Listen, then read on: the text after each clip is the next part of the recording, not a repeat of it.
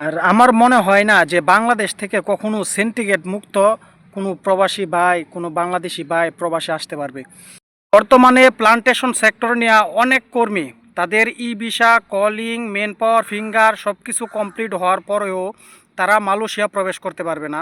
তো আজকের এই ভিডিওর মাধ্যমে আমি আলোচনা করব কোন সমস্ত লোকগুলা যাদের নাকি সব কিছু কমপ্লিট হওয়ার পরেও তারা মালয়েশিয়া প্রবেশ করতে পারবে না। ভিডিওটি শেষ পর্যন্ত দেখবেন। আসসালামু আলাইকুম রহমতুল্লাহি ওবরকাতু। আশা করি সবাই ভালো আছেন। আলহামদুলিল্লাহ, আপনাদের ভালোবাসায় আমি অনেক ভালো আছি, সুস্থ আছি। দেশ এবং প্রবাস থেকে যারাই আমার এই ভিডিওটা দেখছেন, আপনাদের প্রতি অনেক ভালোবাসা ও অভিনন্দন।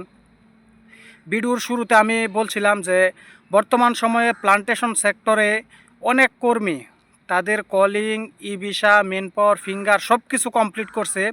সব কিছু কমপ্লিট করার পরেও তারা মালয়েশিয়া প্রবেশ করতে পারবে না। এই সমস্ত লোকগুলা কারা?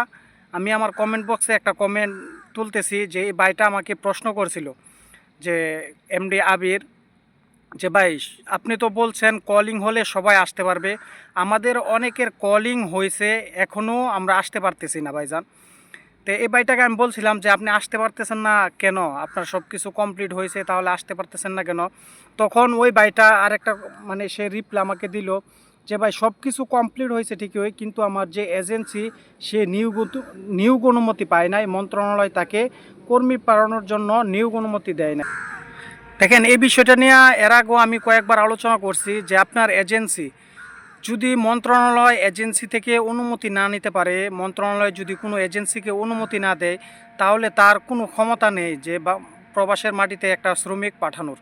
এই জন্য বর্তমান সময়ে আপনার অনেকের কলিং বাহির হইতেছে, যে কলিং বাহির হইতেছে তাদের ফিঙ্গার করানো হচ্ছে, তাদের যে ট্রেডিং করে সার্টিফিকেট করানো হচ্ছে, সব কিছু কমপ্লিট করতেছে, কিন্তু তারা এখন মন্ত্রণালয় থেকে অনুমতি না পাওয়ার কারণে তারা মালয়েশিয়া লোকগুলো প্রেরণ করতে পারতেছে না।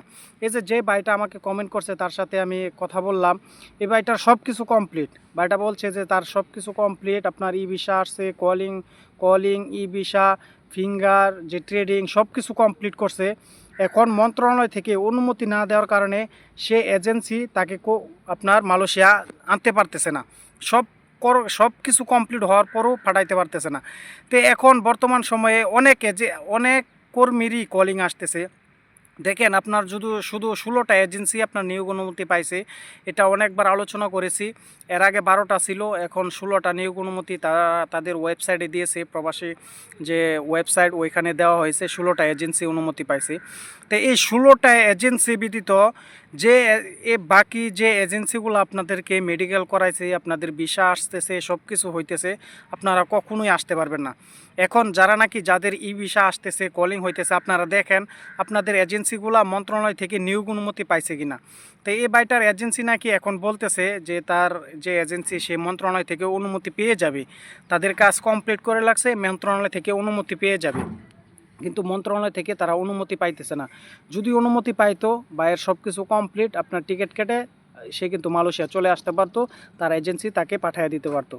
এখন মেন যে সমস্যাটা, আপনার সব কিছু পাইলেন, বর্তমান সময় এমন একটা পরিস্থিতি হয়ে গেছে যে আপনি সব পাইলেন, আপনার কলিং পাইলেন, সব কিছু পাইলেন, ই ভিসা পাইলেন, ট্রেডিং করলেন, সব কমপ্লিট, শুধুমাত্র মন্ত্রণালয় থেকে একটা অনুমতি, একটা সাইনের কারণে বহুত কর্মী আটকা যাবে।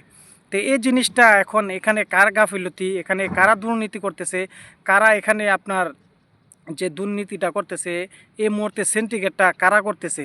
কোনো এজেন্সি করতেছে না মন্ত্রণালয় এখানে সিন্ডিকেট করতেছে? যদি মন্ত্রণালয় সেই এজেন্সিগুলোকে নিয়োগ অনুমতি দিয়ে দিত, আজকে কর্মীগুলা, অনেক কর্মীর এ বাইটার মতন অনেক কর্মী আসতে পারবে না। কেন আসতে পারবে না? এই একটা কারণে আসতে পারবে না। এখন যদি মন্ত্রণালয় সে অনুমতিটা প্রতিটা এজেন্সিকে দিয়ে দিত, অনেক ভাই, অনেক কর্মী মালয়েশিয়া চলে আসতে পারতো আরও অনেক আগেই। সেই অনুমতিগুলো না দেওয়ার কারণে তারা আসতে পারতেছে না। এজন্য ভাই, যারা নাকি এখন আপনাদের কলিং ই ভিসা হচ্ছে, আপনারা একটু দেখেন আপনাদের এজেন্সিগুলো, আপনারা প্রবাসী ওয়েবসাইটে চার্জ দেন, আপনাদের এজেন্সির এর নাম্বার দেন, নাম্বার দিয়ে চার্জ করেন যে আপনাদের এজেন্সিগুলা নিয়োগ অনুমতি পাইছে কি না। এজেন্সিগুলা নিয়োগ অনুমতি যদি না পাওয়া থাকে, তাহলে এজেন্সিগুলোকে বলেন যে ভাই আপনি তো অনুমতি নিয়োগ মন্ত্রণালয় থেকে নিয়োগ অনুমতি পান নাই, তাহলে আমাদেরকে কিভাবে নেবেন? আর এজেন্সিগুলা এই বাইটার মতন অনেক কর্মীকে বর্তমানে একটা সময়ে যে তাদেরকে বুঝ দেওয়ার জন্য এখন কি করবে, তারা মন্ত্রণালয় থেকে অনুমতি নিতে পারতেছে না।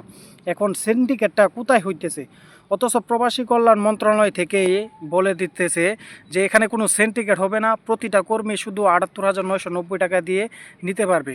তাহলে সিন্ডিকেটটা মূলত কোথায় হইতেছে একমাত্র যে মন্ত্রণালয় আর যে এজেন্সিগুলো আছে তারাই বলতে পারবে এখানে দুর্নীতিটা কারা করতেছে, সিন্ডিকেটগুলা কারা করতেছে।